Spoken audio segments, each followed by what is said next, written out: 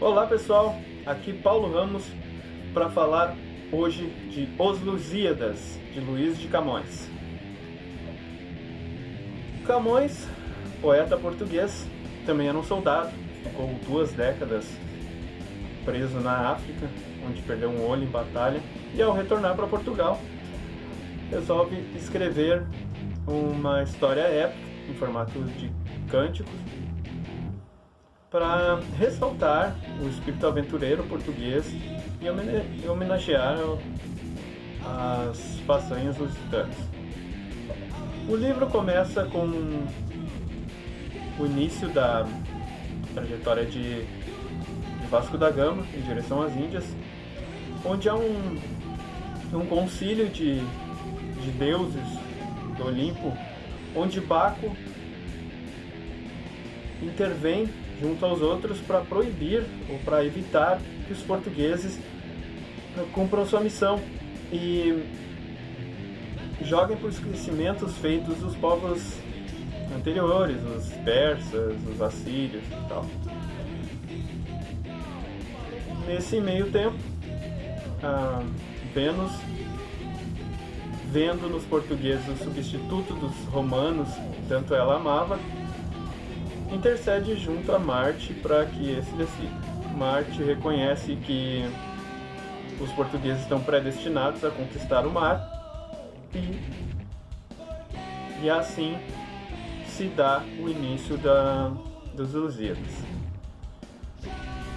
Baco, não contente com a decisão, conspira, faz com que deuses como Netuno eles se oponham à aventura dos portugueses e também instiga os árabes a formar represálias e emboscadas para evitar que os portugueses cheguem ao seu destino.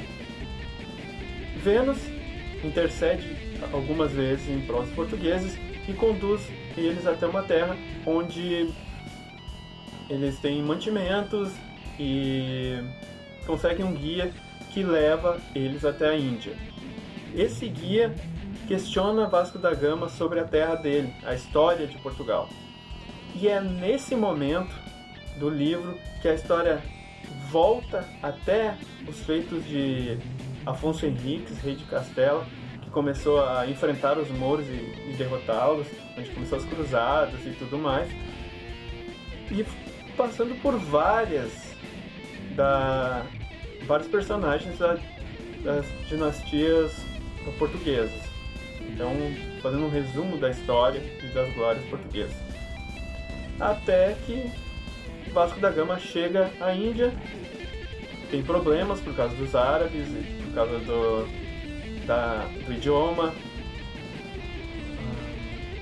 sofre com a desconfiança líderes locais quanto às suas intenções, mas consegue voltar para Portugal com prisioneiros indianos e com especiarias, também com pré-acordo de comércio entre as duas nações, duas civilizações no caso. Daí entra nesse final uma fantasia onde a deusa presenteia os navegantes após o triunfo, o êxito na jornada com prazeres da carne, com ninfas e tudo mais, e dá um final prazeroso para a leitura, como sendo regozijo após batalhas e perigos. Nesse meio tempo eles haviam enfrentado titãs, a revolta dos mares, com tempestades e tudo, e a conspiração dos deuses, e se afirmam como os cristãos, merecedores das bênçãos divinas e tal. Esse livro ele é do meio do século XVI. Não vamos esquecer que em 1500 foi o descobrimento do Brasil. Então, onde as grandes navegações estavam se expandindo e tudo mais. Então os Lusíadas, eles fazem parte da história brasileira, de certo modo, porque a conquista, a chegada dos portugueses em sua expansão através do mar, já que para o lado do continente já estava tudo ocupado, já os povos já estavam afirmados. Então essas novas terras, essa expansão do Império Português era o grande sonho da época, e o Brasil fez parte disso. O Brasil chegou por muitos e muitos anos ser o Estado português, né? Muitos chamam de colônia portuguesa, mas na verdade há poucos registros que falam que é uma colônia. Nós herdamos a língua, um pouco da arquitetura portuguesa também, que hoje também é esquecida. E esse livro, ele sofre com ataques daquelas pessoas que são envenenadas pelo modernismo, pelo iluminismo, que querem a história fria, como se o ser humano não fosse alimentado por imaginação, inspiração, por aquele desejo de transcendência, né? Então, menosprezam a obra de Camões como sendo cópia da Ilíada e da Odisseia de Homero, Eneida, do Virgílio. Mas eu já considero, assim como muitas pessoas, que ela complementa, é um complemento dessa obra.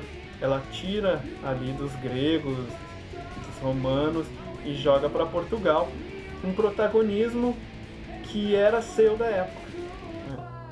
Com as grandes navegações, com os feitos do Afonso Henriques, com a vitória gradativa em cima dos árabes que tinham invadido a Europa, e a afirmação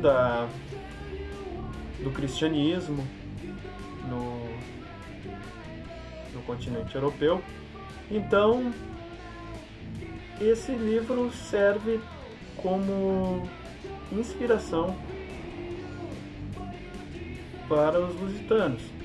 Assim, a gente tem registros das civilizações mais antigas. Eles não tinham muitas coisas como ciência, até uma língua desenvolvida, né, um idioma, mas eles tinham algo que ligava eles como sociedade, que os identificava, que eram exatamente as narrativas épicas, as vitórias, né, em conjunto, que simbolizavam aquela nação, mesmo que elas sejam fantasiosas, exageradas ou mesmo totalmente artificiais, elas dão esse senso de unidade. É o que o Camões tentou dar aqui, um senso de unidade para a história de Portugal, com aventuras, enfrentando velhos mitos como Baco, como Netuno, e triunfando e apontando Portugal como um grande império, como uma referência, já que outros tinham falhado, né? Como os italianos, né, os próprios gregos e etc. Então, fica a dica, Os Lusíadas, de Luís de Camões. Se você não conhece um pouco da história de Portugal, fica complicado ler esse livro, porque não há uma dimensão, uma narrativa anterior ou notas de rodapé que expliquem o contexto em que os poemas se dão, e com a dificuldade das pessoas lerem e interpretarem o que está escrito também. É mais uma pedra no caminho, né? A falta de capacidade das pessoas interpretarem o que está sendo lido. Mas esse analfabetismo funcional pode ser contornado com uma boa lida na história portuguesa para situar os feitos narrados aqui nos Cânticos de Camões. Quem gostou desse vídeo, dá um like. Quem não gostou, dá um dislike, deixa seu comentário aqui embaixo. Tem vários links aqui, onde tem minhas redes sociais e o meu blog, onde tem o texto que fala da estrutura das rimas e um pouco do que eu falei aqui, do que se trata a obra, ok? Até a próxima!